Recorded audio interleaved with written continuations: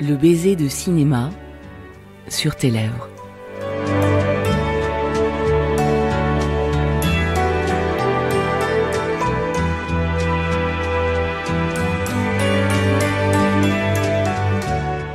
Ce qu'on entend, c'est le générique musical du cinéma de minuit, composé par Francis Lay. Ce générique super célèbre de la télévision française faisait défiler des photographies de films représentant des couples composés d'un acteur et d'une actrice. Il y avait Ava Gardner, Clark Gable, Humphrey Bogart, Ingrid Bergman. L'un après l'autre, la femme et l'homme changeaient alternativement pour recomposer de nouveaux couples à l'infini en fondu enchaîné, dans un flux échangiste très doux. Ils ne s'embrassaient pas, mais c'était juste avant le baiser. On sentait que ça allait arriver. J'adorais ce générique.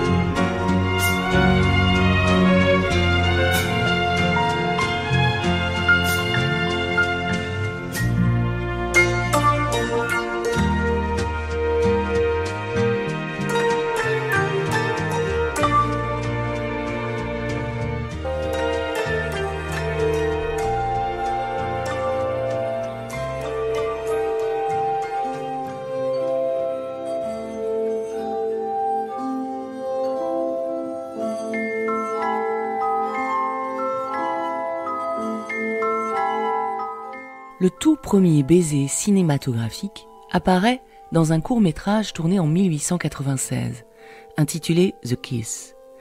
Le scénario s'inspirait d'une pièce de théâtre et il était assez basique, l'histoire d'un homme et d'une femme surpris en train de s'embrasser passionnément. Ok, au théâtre ça passait, au cinéma, pas du tout. Et le public va condamner le film, qualifié d'érotique, parce qu'il comportait un gros plan de 30 secondes sur ce baiser passionné. Un éditeur écrit à l'époque « Le spectacle éhonté de ce long pâturage sur la bouche de l'un et l'autre était insupportable. Nous devrions demander à la police d'intervenir devant un tel comportement. » Les baisers commencent alors à être surveillés. En 1922, la règle, c'est pas plus de 2,15 m de pellicule, soit 3 secondes tout compris, depuis l'élan de départ jusqu'à la fin de l'étreinte. C'est court. Mais bizarrement, ça n'a pas calmé les ardeurs et il y a plein de baisers dévorants dans les années 10 et 20. Ensuite, les gardiens de la moralité sont revenus au galop et ça a donné le code Hays, une série de consignes régissant le contenu cinématographique pour les 2 décennies à venir. Pour les scènes de sexe et de baisers, c'était super strict. Sont interdits les baisers excessifs ou sensuels, les étreintes passionnées, les actions et les attitudes suggestives. Il y a des passages assez comiques dans le code Hays. Même un couple marié à l'écran ne pouvait être vu étendus tous les deux dans le même lit. L'un des 2 partenaires devait garder un pied bien au sol pendant une scène avec échange de baisers. Waouh, il faut quand même attendre les années 60 pour que ça se détende. N'empêche, c'est le cinéma d'Hollywood qui va mondialement populariser le baiser, à tel point que des chewing-gums vont être baptisés du nom de marque Hollywood, reflétant le lien intime entre cinéma américain et baiser érotique.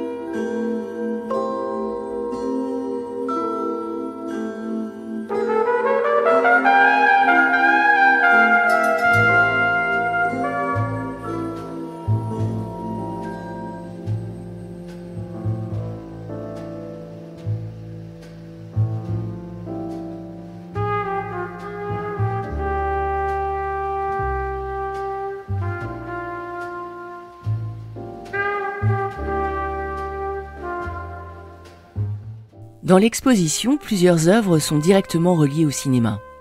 Vous avez sans doute repéré les tableaux de Jacques Monory, qui a fait de la couleur bleue une sorte de signature. Enfant, Monory se réfugiait dans les cinoches de Barbès pour oublier son quotidien, et ce qu'il préférait c'était les polars et les séries B, qu'il a continué à explorer tout au long de sa vie.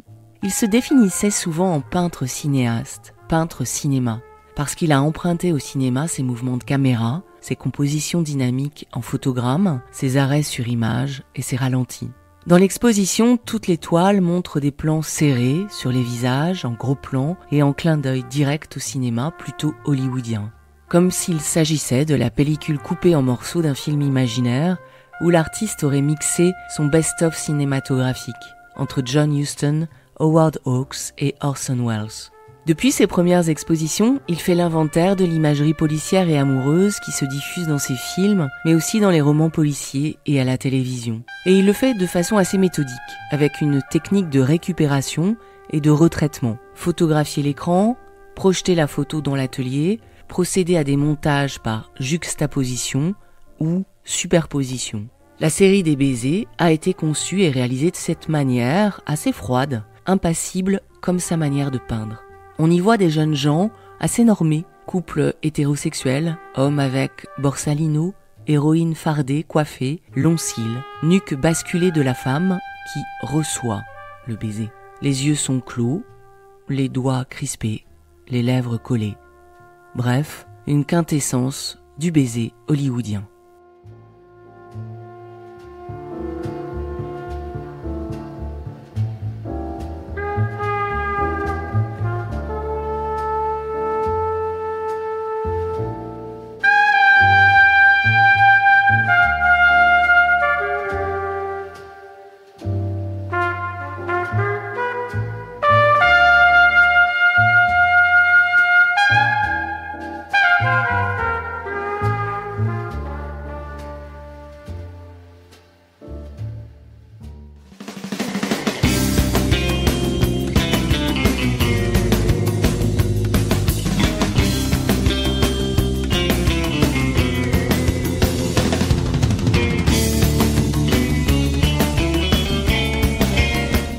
Avec Douglas Gordon, on s'éloigne un peu du cinéma pour aller du côté de la série télé, à une époque, 1995, où ces deux réalités étaient bien plus séparées qu'aujourd'hui. Douglas Gordon s'intéresse au Capitaine Kirk, le héros de la série américaine Star Trek, une saga intergalactique super célèbre. Kirk, c'est un explorateur spatial, il est né en 2233, c'est un stéréotype du genre, courageux, charmeur, qui n'a jamais trop de problèmes à tomber les filles, même si ça n'arrive pas si souvent dans la série. Dans la vidéo présente dans l'exposition, Douglas Gordon échantillonne plein d'extraits où on voit Kirk embrasser ses partenaires. Mais comme l'artiste ralentit l'image et coupe le son, ça devient tout bizarre, presque effrayant, comme si une sorte de mémoire refoulée remontait à la surface des images.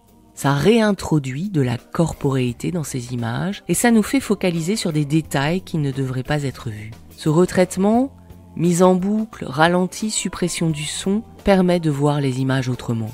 Et là, le capitaine Kirk et ses partenaires inspirent des sensations mêlées, entre malaise et violence des corps, entre désir et dégoût.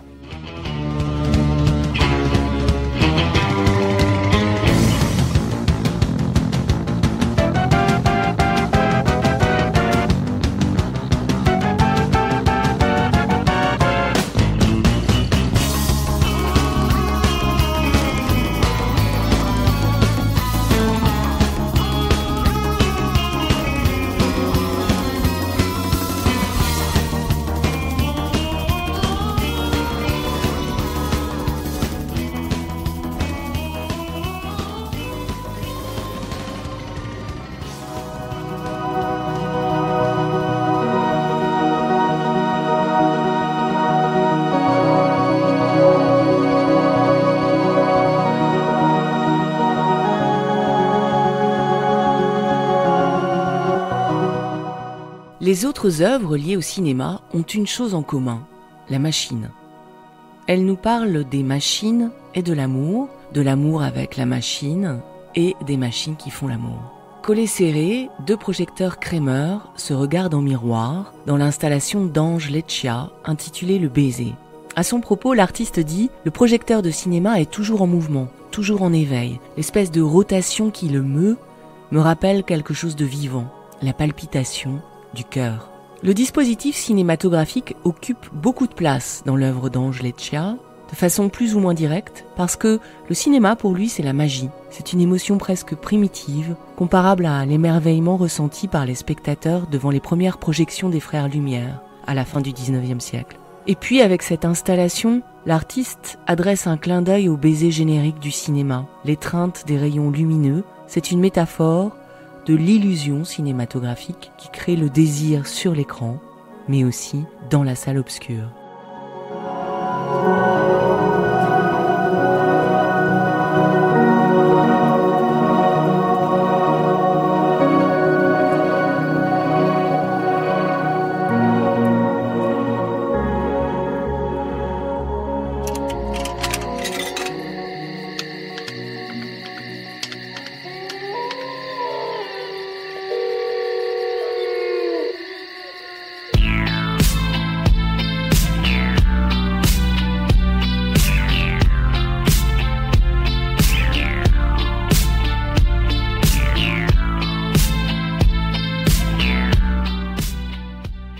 Cette question du désir liée à la machine, elle se pose dans l'œuvre d'Alexandra Birken et dans celle d'Adam Cole. La moto d'Alexandra Birken nous montre comment cet artiste aime retourner les corps. Une partie du moteur et des pots d'échappement ayant pris le dessus, comme si la machine s'était emmêlée les tuyaux. Cette modification fait apparaître une sorte de corps chevillé à la machine et l'ensemble nous renvoie à tous les fantasmes d'osmose cyborg nés dans les années 60 avec ces créatures hybrides qui mêlent organismes biologiques et prothèses, confèrent Dark Vador ou Iron Man.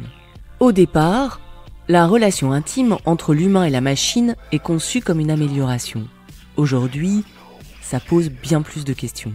À mes yeux, la moto d'Alexandra Birken dénonce aussi un bestiaire de la puissance un peu ringard, très lié au capitalisme fossile. La vitesse, la puissance, le progrès. Quand allons-nous déconstruire ces logiques ?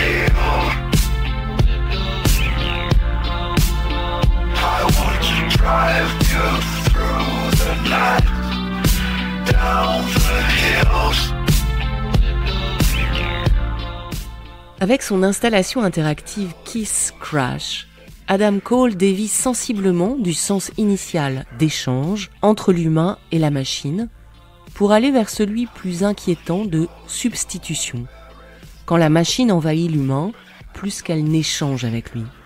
Adam Cole utilise l'intelligence artificielle pour produire des images de baisers qui rappellent le cinéma hollywoodien et le cinéma fantastique. On pense au film de David Cronenberg qui adapte le roman de J.G. Ballard, Crash. L'histoire aborde l'érotisme de la chair et de la tôle, les déviations du désir, le culte du crash comme métaphore de l'orgasme. Il y a un côté assez viriliste dans tout ça, pétro-masculiniste, comme le dit la chercheuse Cara Daggett. On pense aussi au crash légendaire dans l'histoire du cinéma, comme celui de James Dean au volant de sa Porsche. Ballard résumait tout ça par 3 mots en forme de comptine. Cars, stars, scars. Les voitures, les stars, les cicatrices. Adam Cole revisite assez frontalement, c'est le cas de le dire, cet imaginaire techno-pornographique, avec des problématiques contemporaines. Comment l'IA modèle et transforme nos fantasmes, notre sexualité. Qu'est-ce qu'elle autorise et jusqu'où? Qu'est-ce qu'elle révèle de nos interdits et de notre pulsion de mort?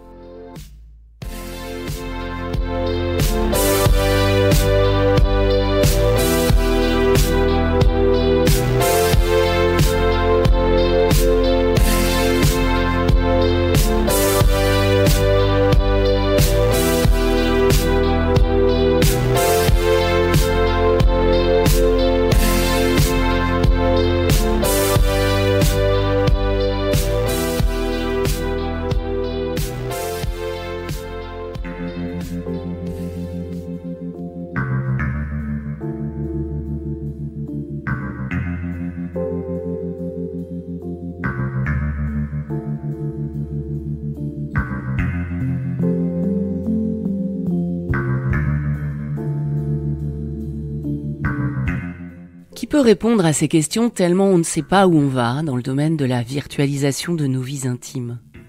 Pour moi, c'est exactement ce que disent Émilie Brou et Maxime Marion. Le film de ces deux artistes ouvre l'exposition comme une espèce de prophétie ambivalente. Ils se mettent en scène dans leur intérieur. C'est ce qu'on veut ou pas? Cette vie lisse, en haute définition, où la question de la frontière entre réel et virtuel est complètement explosée. Qu'est-ce que devient une vie de couple passée à travers le filtre de l'esthétique générique des banques d'images libres de droit? Est-ce que c'est comique, comme l'est le feed Instagram de nombreux influenceurs, ce partage de clichés parfaits d'une vie parfaite? Est-ce que ce n'est pas aussi effrayant de voir à ce point se modifier l'intimité, la notion même d'intimité qui devient un produit public totalement simulé, d'autant plus qu'il faut savoir se montrer authentique pour mieux se vendre? En plus de leur travail sur l'esthétique des banques d'images, Émilie Brou et Maxime Marion ont ménagé des espaces libres qui permettront aux éventuels clients de glisser leur publicité au sein même du film. C'est pourquoi les personnages travaillent sur des ordinateurs à fond vert, sur lesquels la caméra zoome longuement. Tout est factice et organisé selon des standards insupportables. Pour être heureux, il faudrait être jeune, blanc, hétérosexuel, en couple mince, beau et avoir un joli chat. Mais si vous regardez bien, il y a quelques notes dissonantes, des indices d'intimité vraie. Émilie Brou et Maxime Marion ont en effet demandé à 3 artistes de créer des œuvres insérées au fil du film. Une tapisserie et un dessin de Jimmy Boken, un blouson noir de Ludovic Sauvage et l'affiche du film de Yanis Pérez, qui est présenté aussi dans l'exposition. Ce baiser, c'est le vrai baiser d'un couple amoureux, mais aussi un baiser à vendre, optimisé pour répondre aux standards d'Internet.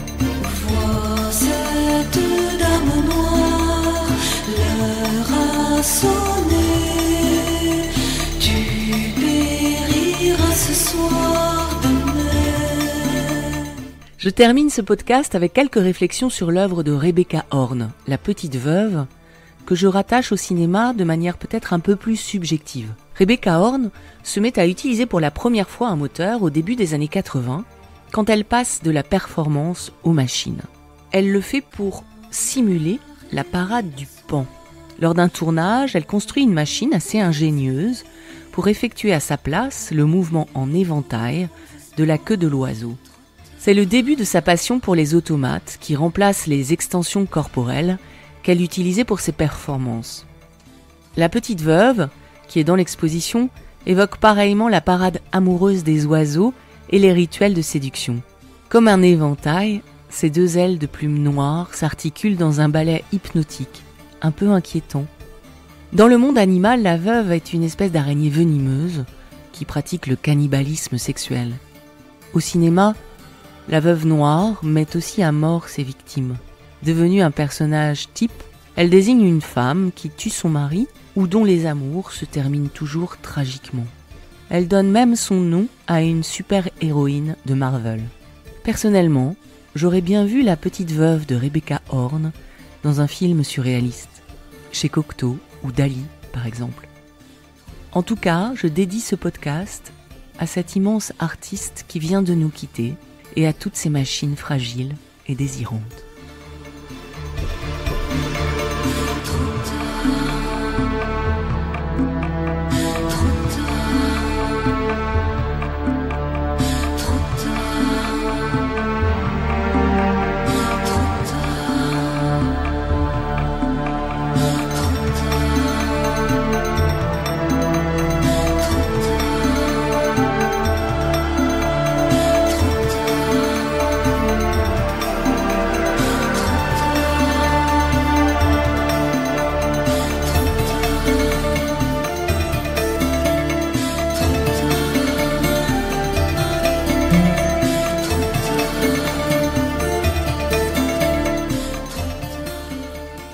Vous écoutez Sur tes lèvres, un podcast conçu et réalisé par Eva Proutot.